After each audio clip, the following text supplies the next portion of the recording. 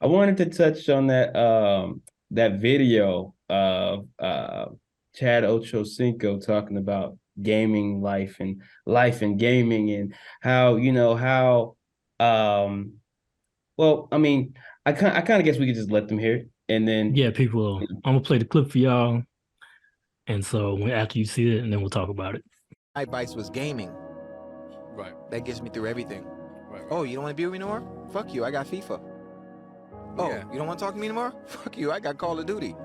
There's one thing that's gonna always be in place no matter what. Whatever's going on in life. Fucking gaming. Women, one day, they might be like, you know what, I don't even fucking love you no more. You think FIFA and Call of Duty gonna do me like that? yeah. So okay, basically, to paraphrase, if you guys were looking at it and then looked off for a minute, his whole thing was kind of finding like your fortress of solitude or hiding in your gaming, like in the I don't want to call it hiding, but like escapism through gaming. Like, if some of your major problems, whether you're going through it with your lady, loss in the family or everything like that, he mentioned that he games. That's how he gets away from it all. And even if his girl left me, like, yo, the Call of Duty ain't gonna leave me, you know what I mean? FIFA ain't gonna leave me, you know what I mean? And what I love to say about that aspect is I'm totally understanding of escapism in gaming. Like, I mean, I've done it most of my life, whether I knew I was doing it or not. So it's a dope thing, like, you know what I mean, to kind of just like wind down and, although they be like, oh, games make you violent, sometimes games calm you down, like, you know what I'm saying? But my thing is that, I want to play a bit of devil's advocate on that situations because I'm saying that all of that, but at the same time, I definitely also think that you got to have forms of reality because anything can become a drug.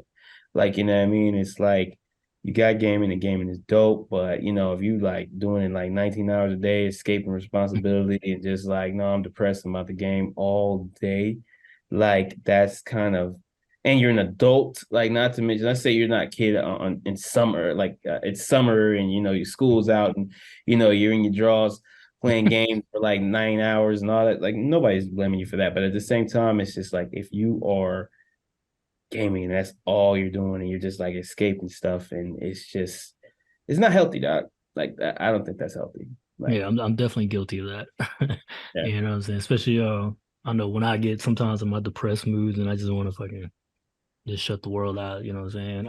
I'll do that, bro. Like I know I played Red Dead Redemption 2 a lot when it first came out, and I was going through a depression state too. You know what I'm saying? But it is like you said, like if you do it too much, then it does become a bad thing because you're neglecting other aspects of your life. You know what I'm saying? But what I do is sometimes I'll fall into that, but then I know I have to do something, right? So I'll start doing art or I'll start working on stuff that's more productive. You know what I mean? But I try to balance that out, you know what I'm saying? But yeah. yeah. I mean, that's the thing. Like, balance is the key. Like, it's like I said, it could be awesome. Like, I remember like COVID hit. I had COVID, man. I played all of the God of War from one, the sub games, like, you know what I'm saying, that were like not actually part of the series fully. I mean, a part of this is that, but at the same time, not fully. And I played all of those. Like, I mean, it made me forget that I had COVID for a minute. I was like, no, man, I don't got COVID. I'm trying to get Kratos to fight Ares, bro. We gotta kill Ares. Like, you know what I mean? So it's Yeah. kind of like jump out of you for a while and you're dealing with this character's problems. But at the same time, like, I can also see where significant others like, yo, I'm over here too, like, or like, it could become unhealthy where you're binding to the game or whatever like that, where, a significant other is kind of like feeling like, do you love me? You love the game and everything. And I mean, honestly, there's ways around that. I've always said, like, inviting, your significant other into it and playing.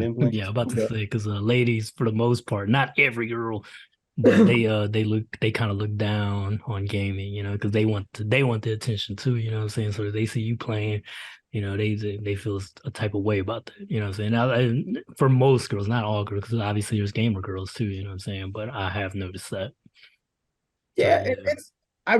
I can't, honestly, um, in a future episode, I'd love to get like a couple of couples on here, man. Like, that really have that issue Yo, because I mean, you just made me think of the funniest shit. You made me think of, you remember in the early 90s or mid 90s, they had HBO would have those, that, what do you call that, real sex or whatever?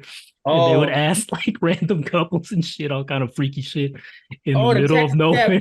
confessions and shit. Oh, I remember that. That's that throwback. That's gonna be a Josh, but he's gonna be asking like he's gonna be in a cab, like, he's gonna be Ubering, and he's gonna be asking like random couples like, "Hey man, y'all game? y'all do gaming?" So you like God of War? Why you don't let him play God of War? No, I'm just playing.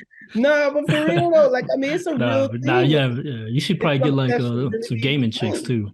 What you say? No, you should probably get like some gaming chicks to talk about that as well. Yeah, that's the whole thing. Like it's mates and gamers, whichever it is. I don't care who it is, how it is. Like I mean, what sex they are, all that stuff.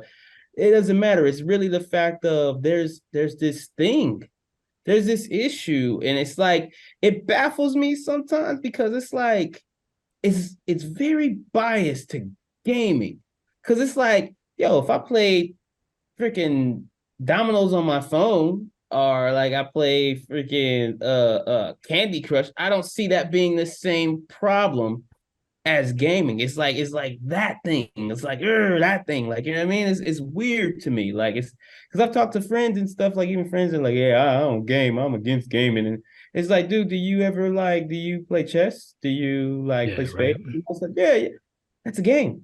It's just mine is Exactly. on the screen. Like Digital. Yeah. what's the separation? Like what's the problem here? Like, you know what I mean? And it's like, well, no, it's just childish. Not really. Like it's really not like honestly, it's advanced. Like, you know what I mean? Like, Yeah. but It helps you think, you know what I'm saying? So it actually works your brain better than watching TV. You know what I'm saying? Because it's more of a, when you're watching TV, it's more of a trance kind of thing going on with your brain. But when you're playing a video game, you're actually problem solving, you know what I'm saying? So yeah. I would say video games are better even more than TV and shit. You know what I mean? Bro, there's so many benefits to gaming, comic book reading. Or Uh, reading in general, yeah. yeah, exactly, because you're actually reading, bro. Like, you Right. know what I mean? Like you're it's things that happen between the brain and like how like I can get into the science of it, but people are like, dude, you ain't no damn Yo, what's scientist. the science, son?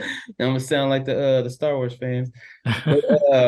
But nah, dude, like it's there's some really dope aspects to it, but at the same time, like I said, I really want to delve into that. Like what is the issue? Like really, because it's like really directed toward that.